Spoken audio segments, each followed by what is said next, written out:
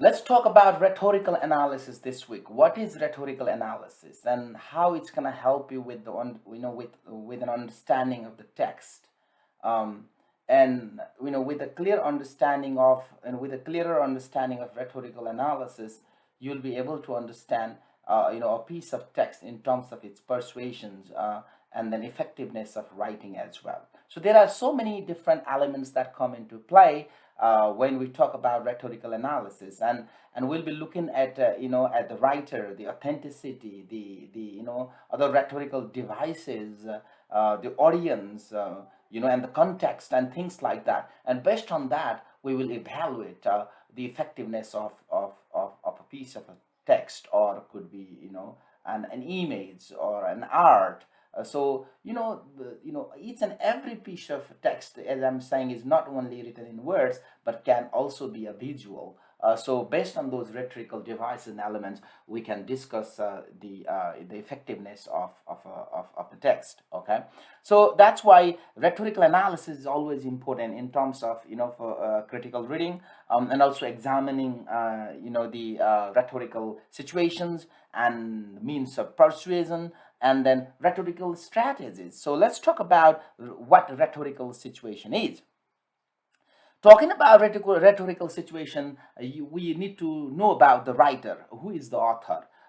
In terms of the ethos of the author, the effectiveness, the credibility, authenticity of the author. Whether the piece of the text written by the author, is authentic enough to write in that particular context or on that topic or not. And similarly, what's the purpose, the writer's purpose? Is that pretty clear? And who is the audience that the text is written for? Is that pretty clear? And also the question, what kind of questions the that tries to answer, and then the context. What is the context of the piece of the text? And then by analyzing those, they are called rhetorical situations. So by analyzing the rhetorical situation, we will be able to figure out why the writer made the choice, he or she wanted to make that kind of particular choice, and then how the choices affected the argument as well. What kind of argument, what type of communication the author wanted to communicate with the audience out there. So, when we look for information to analyze the rhetorical situation, usually when you read an article in a textbook or in the book, sometimes there is an intro before you read the book, introductions. Perhaps, you may want to look at the essay head note, or you might want to look at the clues, for example, choice of words, and also the context of the argument as well. And also you might want to do Google search, or search on the web on the topic or about the writer. So that also will give you an idea what that the text is about as well. So before you start doing an analysis of the piece of text, a rhetorical analysis of the piece of text, you need to understand the text itself, its background information, the author, and things like that. So let's start with the writer itself. So why we need to know the writer? Because we need to know the writer, the background, the belief of the writer, the writer's purpose, his background could be academic background or any other, the economic, socio-economic background the author lived in. That also will help us understand the piece of text by the particular author. So that's why understanding the author is always important. Again, the writer's purpose. What is the the purpose of the writer? There are each and every slide that I'm showing you has very important questions. So you better read them, so that way you can reflect on your reading as well, when you are reading a piece of text very critically and analyzing the rhetorical devices of the piece of text as well. So talking about the writer's purpose, does the writer state his or her purpose directly or implied? Is the purpose simply to convince or to encourage action? Does the writer rely primarily on logic or on emotion? Does the writer have a hidden agenda? These are some of the questions you might do have in your mind when you read a piece of text. And again, the writer audience, who is the audience? Is a layperson and an intellectual sophisticated person. Depending upon the context, the ideas or the material or the content you want to communicate or convey out to the people out there, you need to think about the audience as well, whether the audience is already informed or uninformed. Okay, does the writer see the audience as hostile or friendly or neutral? What values does the writer think the audience holds? And on what points do the writer and the audience agree, and on what points do they disagree? So these are also a few questions you might have to keep in your mind when you analyzing the audience in a piece of text as well. So again, analyzing the question, what is the central questions of the argument? Are there solid arguments on both sides of the issue? Has the writer answered the question fully enough? When you raise these questions as you read along, you will be able to figure out the effectiveness of the piece of the text, and how persuasive or effective the piece of text is or not. And that can be applied not only to the particular piece of text written in words or ideas in paragraph, but also could be a picture or images, things like that. And again, also you might need to analyze the context. What situation set this the stage up for the argument. What social, economic, political, and cultural events trigger the argument? What historical references situate the argument in a particular place or time?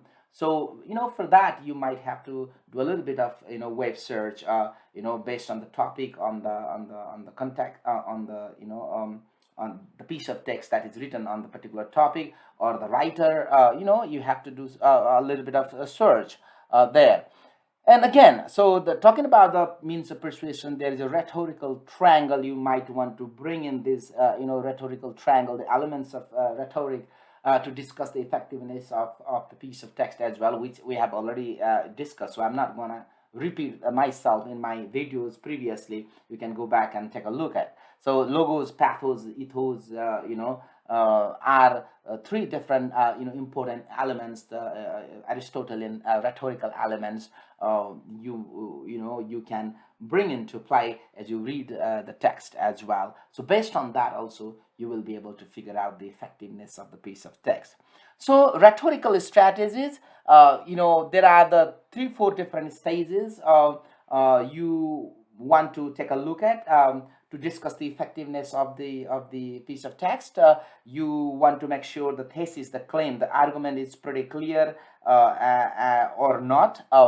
How is the organization of the ideas, whether the ideas are well organized and cohesively or not, whether there are enough evidence or not, facts, observation, expert opinions. Again, when I'm talking about evidence, then it goes back to the idea of logos, which has more to do with evidence, facts, and then sources and the ideas communicated by the experts.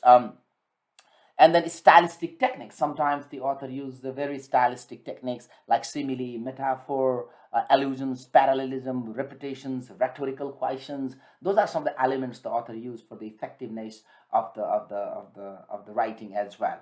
That's why you might have already read a piece of text like I Have a Dream by Martin Luther King. Look at the tone, the language, the choice of words, the diction, the stylistic, the rhetorical style the author has used. Or maybe you might want to read, the Thomas Jefferson's Declaration of Independence. He used a lot of parallelism there, like that he keeps using, and makes his writing very, very effective. So that could be another usage of the rhetorical styles for making the writing more effective as well. And then finally, you assess the arguments and effectiveness, and this is how you figure it out. Whether there is the effectiveness of the argument or not. These are the few things that you want to think of when you are doing an analysis of a piece of text, looking at the a piece of text from different perspective. What is the context of the text, whether the the who is the writer, the author, whether it is authentic or not, credible or not, what is the context of the text itself, who is the audience, whether the audience have been quite properly addressed or not, and whether they have been, whether the the three elements, rhetorical triangles, the ethos, pathos, and logos, have been equally used or not for the efficacy of the effectiveness of the writing as well. And again, whether the logic, the claim is very strong or not, and what is the cohesiveness, the structure, the ideas are well organized or not, and again, there is factual evidence and then support, whether the ideas have been quite effectively supported or not, things like that. These are a few things that you want to seriously look into when you are going to analyze a piece of text rhetorically. Okay, so that's it.